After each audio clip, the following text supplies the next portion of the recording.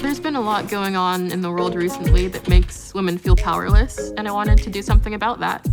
So I started this workshop here that teaches women how to do basic maintenance on their cars. I believe knowledge is power, and to be able to do something by yourself can really add confidence to your life that kind of spreads and ripples.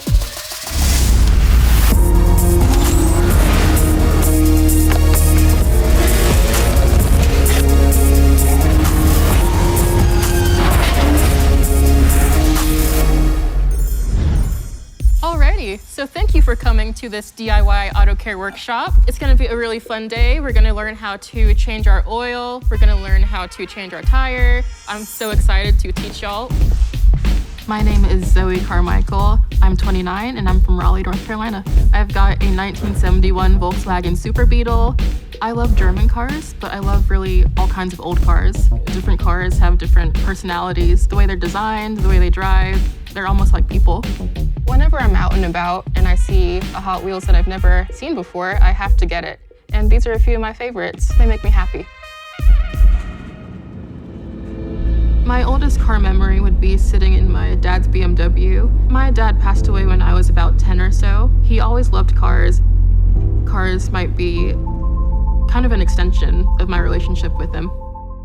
Zoe came to Car Club. She came to do a presentation on her Volkswagen, and everybody fell immediately in love with her. That shouldn't be too difficult, thankfully. Let's see.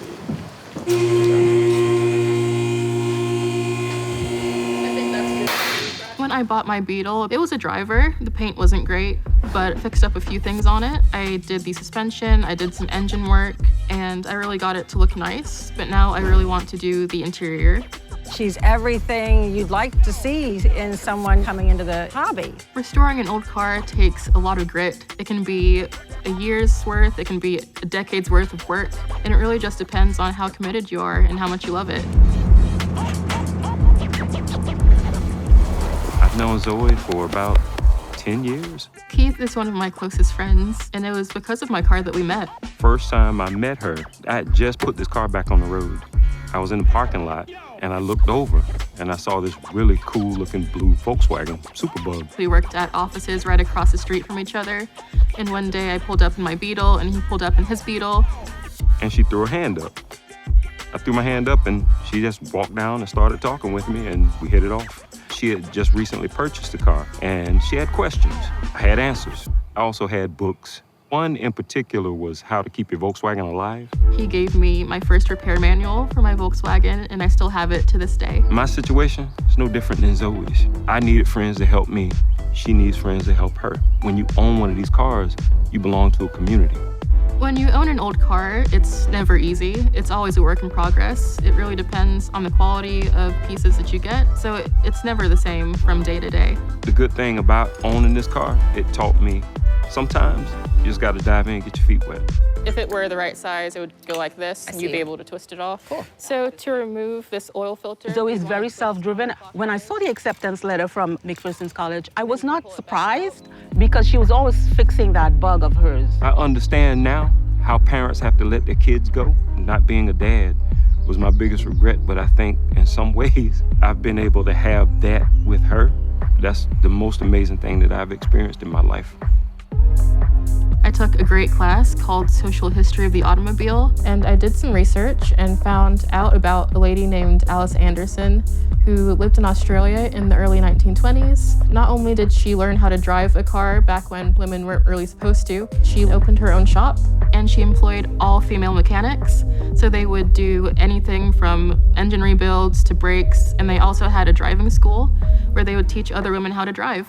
Women, they're kind of kept out of certain spaces because it's considered a man's thing. But it wasn't always that way. Even in the early 1900s, there were women opening their own garages and teaching other women, and I really found it inspiring. I started wondering what I could do to kind of empower people in the community. So I made this post online asking if any woman would be interested in learning basic car maintenance, like oil changes and changing your battery and checking your brakes. And I expected a couple responses and woke up the next day, and there were hundreds of people who wanted to learn this, which is incredible. Let's go! name is David O'Carlton. I'm the owner of Cary Automotive Repair in Cary, North Carolina. I was trying to be more proactive about answering people's questions about automotive repair online, and I found a post trying to gauge interest in automotive classes designed to give women more knowledge. And I was like, this is a fantastic idea.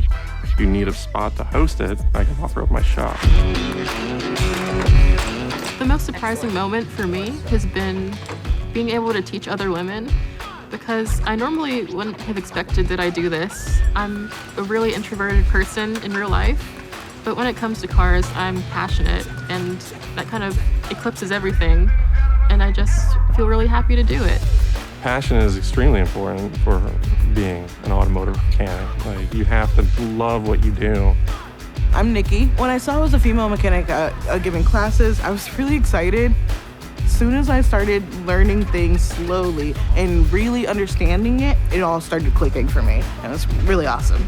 Leslie Baker. I'm here just to learn more about my car, how to, fix things on my own. We don't often see women in these kinds of roles, and so it is nice learning from another woman. Were you intimidated going into this?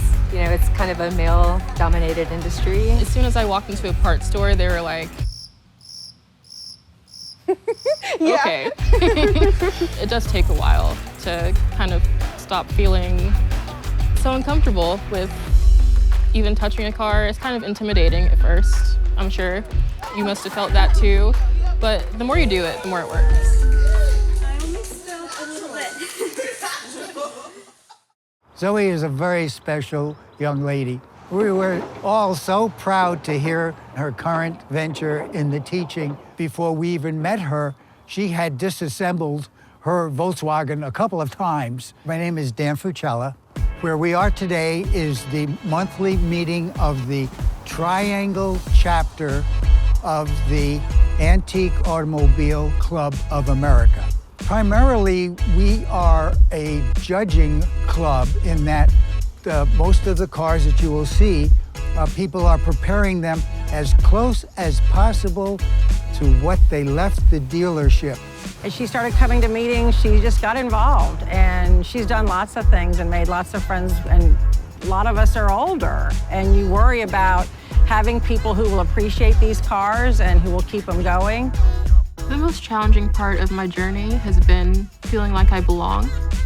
There's not really that many people who look like me out there in the automotive community, but meeting so many people who just welcome me in just made me feel like they're my family.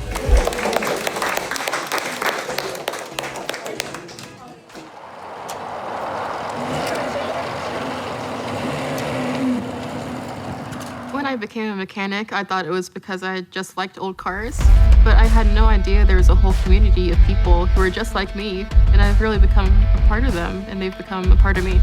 We're very proud of her. I hope that Zoe gets to do whatever she wants to do, because she can really write her ticket anywhere. If I had a daughter, I'd want her to be just like her because she's fearless. I feel like Zoe definitely has a spark. The amount of knowledge that she's already acquired at such a young age, sky's the limit, She could work for any company. She really could. She's that talented, and she's that pleasant to work with and be around. There have been so many people who have supported me in the past few years, and I just want to pay it forward.